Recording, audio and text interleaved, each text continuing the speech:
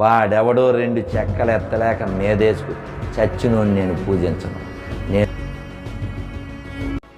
అర్థం కాని మూర్ఖుడు మనోహర్ దాస్కి అర్థం కానిది ఏంటంటే, ఒరే మూర్ఖుడా, ఇశ్రాయేలీల కొరకే కాదు అన్ని జనుల కొరకు కూడా ఆయన సిలువెక్కాడు, అందులో నువ్వు కూడా ఉన్నావు రాధా మనోహర్.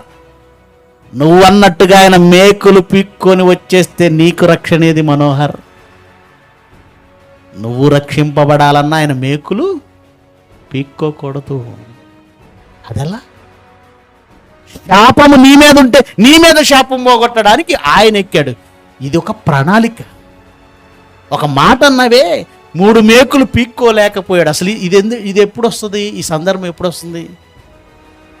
పీక్కోలేకపోయాడంటే పీక్కోవడానికి ట్రై చేసి పీక్కోలేకపోతే అది ఎప్పుడు అనాలి? ఎవడో బలవంతంగా పట్టుకొని ఆయన్ని కట్టేసి ఆయనకి మేకులేసేస్తే అప్పుడు నువ్వు అనాలి. ఏంటో ఎవడో వచ్చేసి ఆయన పట్టేసుకొని కట్టేసి కొట్టేస్తుంటే ఆయన దేవుడైతే మేకులు ఎందుకు పీక్కోలేకపోయాడని నువ్వు అడగాలి. కానీ ఇక్కడ జరిగిన స్టోరీ వేరు నాయన, జరిగిన హిస్టరీ వేరు. అలా మనుషులందరి శాపాన్ని తీయడానికి తాను సిలువలో బలవ్వాలని ఆయన స్క్రిప్ట్ ప్రకారం భూమి మీదకి వచ్చాడు. ఆ స్క్రిప్ట్ ఎవరిదంటే తండ్రి అయిన దేవునిది. అది ఎప్పుడు రాయబడిందంటే జగత్తు పునాది వేయబడక మునుపు. చూస్తారా మాట?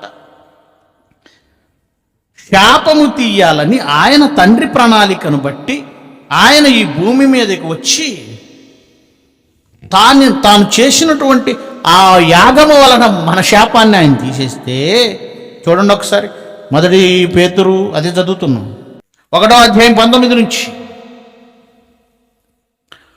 అమూల్యమైన రక్తము చేత నిర్దోషము నిష్కళంకమగు గొర్రెపిల్ల రక్తము చేత, క్రీస్తు రక్తం చేత మీరు విమోచింపబడితేరని మీరు ఎరుగుదురు కదా. ఇలా మిమ్మును విమోచించడానికి ఆయన ఎప్పుడు నియమించబడ్డాడట? ఆయన జగత్తు పునాది వేయబడక మునిపే నియమింపబడెను గాని తన మృతుల్లో నుండి లేపి తనకు మహిమనిచ్చిన తన ద్వారా విశ్వాసులైన మీ నిమిత్తము కడవరి కాలముల యందు ప్రత్యక్షపరచబడ్డాడు. కానీ ఎప్పుడు నియమించబడ్డాడు దీని కొరకు? ఆయన నియమించబడిందే మరణించాలి. అంతేగాని ఎవడో పట్టేసుకొని వెళ్ళిపోయి బలవంతంగా సిలువ కట్టేసి మేకులు కొడతంటే ఏం చేయలేకపోయాడని నువ్వు అనుకుంటున్నావు కదా.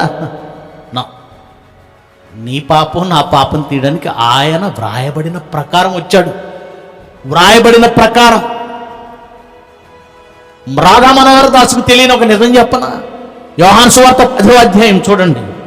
దేవుడు ఆయనకి ఇచ్చిన ఒక వరం, యేసుక్రీస్తుకు ఒక వరం, అద్భుతమైన వరం ఏంటో తెలుసా? యోహాను సువార్త 10వ అధ్యాయం 18వ వచనం. యేసు ప్రభు చెప్తున్నమాట, ఎవ్వడు నా ప్రాణం తీసుకోడు, నా అంతటా నేనే దాన్ని పెట్టుచున్నాను, దాన్ని పెట్టుటకు నాకు అధికారం కలదు, దాన్ని వద్దనుకుంటే తిరిగి తీసుకునే అధికారం కూడా నాకు. యేసుక్రీస్తుకి దేవుడు ఇచ్చిన వరం ఏంటంటే, నాయన నువ్వు పెట్టాలనుకుంటేనే ఎవడైనా నీ మీద చేయేస్తాడు. నా తండ్రి వల్ల ఈ ఆజ్ఞ నాకుంది, ఈ వరం నాకుంది, ఎవ్వడును నా ప్రాణం తీసుకోడు. అంటే యేసు ప్రభుని పట్టుకోవాలని ఎవడన్నా అనుకున్నది సాధ్యపడదండి.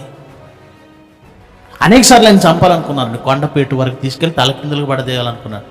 ఆయన ఎప్పుడు వాళ్ళ మధ్య నుంచి వెళ్ళిపోయాడు ఎవరికి అర్థం కాల. ఆయన చంపాలని రాళ్ళు ఎత్తారట, దేవాలయంలో ఎలా దాక్కున్నాడు అంతమంది మధ్య లేదు, కనపడలేదు.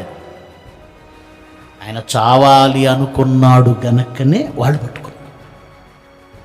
ఏదో ఆయన్ని అలా పట్టుకొచ్చి ఏదో ఖైదీలాగా ఏమండి పట్టుకొచ్చేసారు పోలీసులు అనుకుంటున్నారేమో, సాధారణ ఖైదీలాగా. సదాం హుస్సేన్ అంటే బంకర్లలో దాక్కున్నాడండి. అమెరికా సైన్యం ఆ బంకర్లలోకి వెళ్ళి పడుకొని నిద్రపోతున్నాడు. చుట్టూ గడ్డం పట్టుకుని లాక్కొచ్చారండి, జుట్టు పట్టుకొని. ఏమీ చేయలేక చేతులు ఎత్తేసి వచ్చేసాడు. యేసుప్రభు అలా వచ్చాడు అనుకుంటున్నారా? స్టోరీ తెలుసా? ఆ హిస్టరీ తెలుసా? ఒకసారి యోహాను సువార్త